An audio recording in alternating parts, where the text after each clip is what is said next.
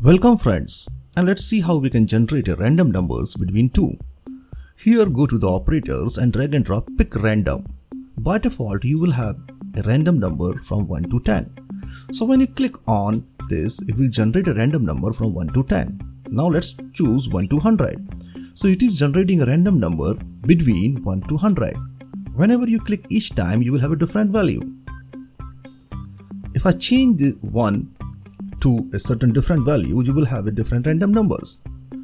Now let me do something more. Let me generate a random number between 2 variables. Let me take one x and once again I will take second one y. So here I am going to change the value of x and y. Now here we can pick a number from x to y. So we know the value of x and y is 0, so it will only generate a 0 because it is not having any number between it. Now let me change the value of x and y. So here you can click on x and move the slider, let's say to certain value. Let's say up to 50.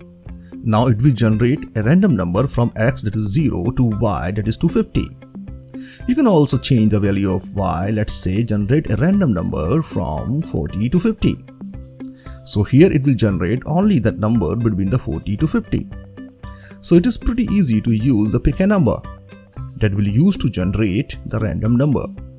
You can use these random numbers in your applications. Thanks for watching it. Try it yourself.